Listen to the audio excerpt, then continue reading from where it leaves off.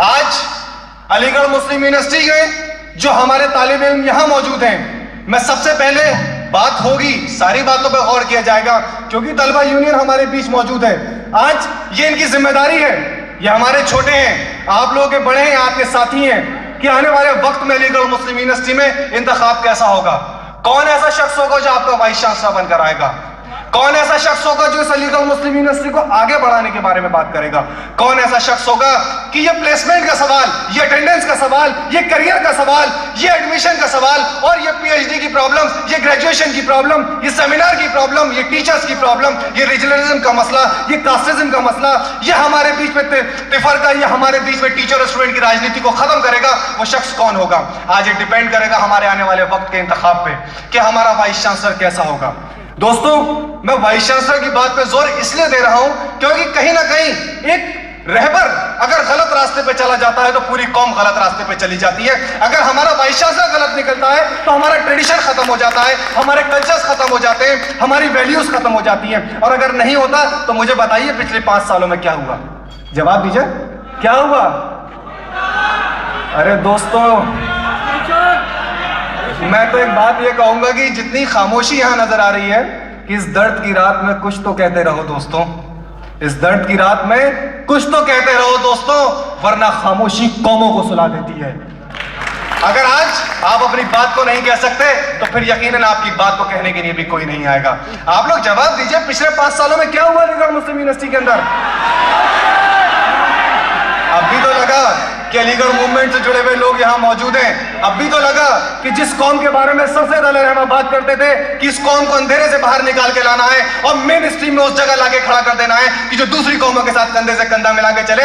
आवाज को बुलंद तो रखो, देखता हूं कि कौन सी कौम तुमसे आगे निकल के दिखा सकती है। आवाज को ऊंचा तो करो, देखते हैं हुकूमत हिंद तुम्हें कैसे बांट सकती है।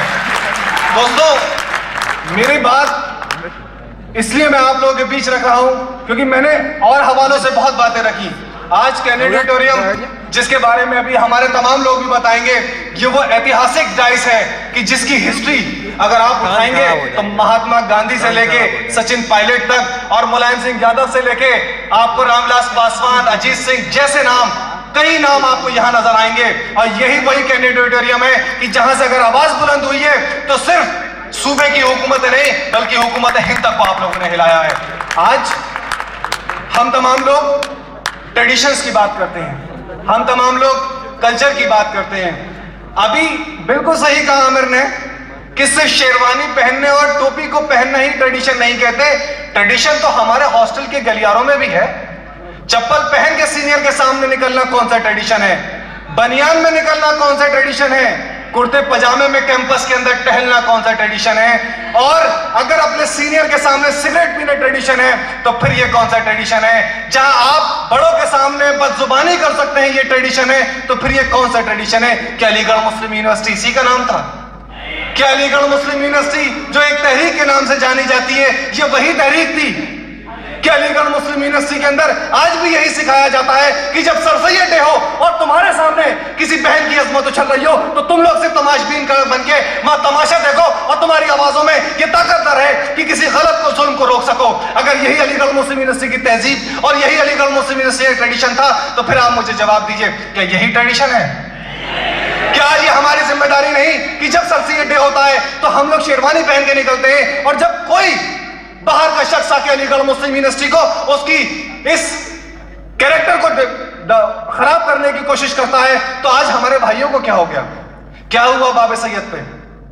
क्या ये हमारी जिम्मेदारी नहीं थी कि अगर वहां कुछ गलत हो रहा था तो हम उसे आगे बढ़ के रोकें? और अगर हम नहीं रोकेंगे तो कौन रोकेगा?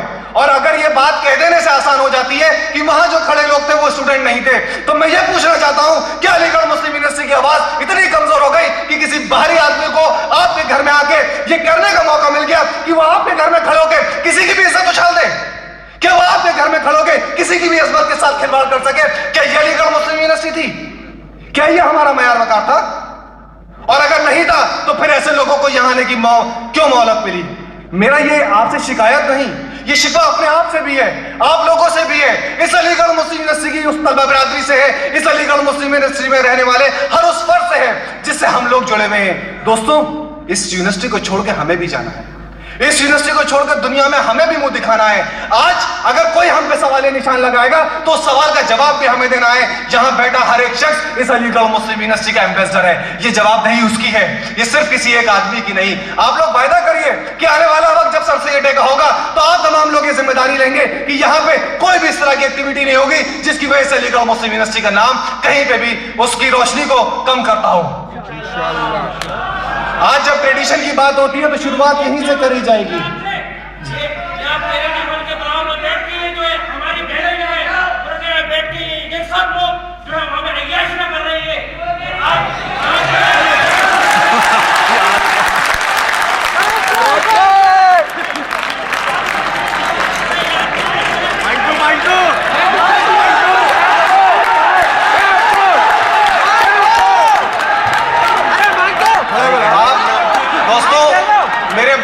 बिल्कुल सही बात कह रहे हैं, मेरे बड़े भाई बिल्कुल सही बात कह रहे हैं। ये जज्बाती तो है।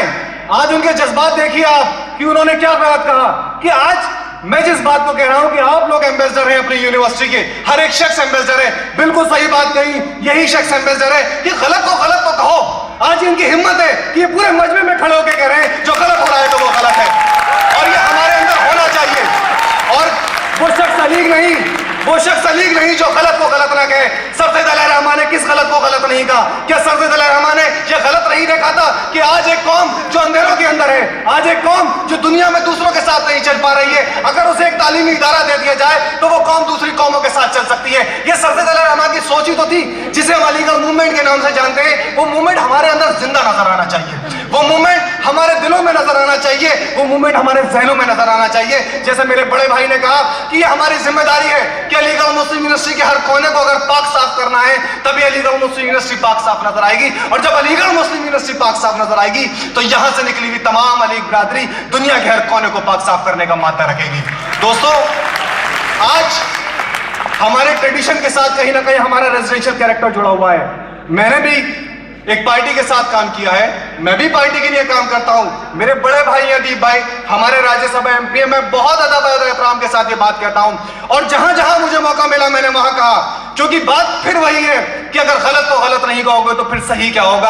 और मैं फिर कहता हूं कि अलीगढ़ मुस्लिम यूनिवर्सिटी को बांटने की कोशिश की गई है और अगर अलीगढ़ मुस्लिम यूनिवर्सिटी के हक में सबसे बुरी कोई चीज हुई है तो अलीगढ़ मुस्लिम यूनिवर्सिटी के ये 4 हिस्से करके इसके जो सेंटर्स बनाए गए ये अलीगढ़ मुस्लिम यूनिवर्सिटी के हक में सबसे खराब चीज हुई है। और आज ये हम तमाम लोगों की जिम्मेदारी है, ये हम तमाम लोगों की जिम्मेदारी है कि ऐसे जो लोग हमारे बीच में हमारे कैरेक्टर को डिवाइड करने की कोशिश करते हैं। एक शख्स तो चला गया लेकिन आज भी उनके जुड़े हुए लोग यहां मौजूद हैं।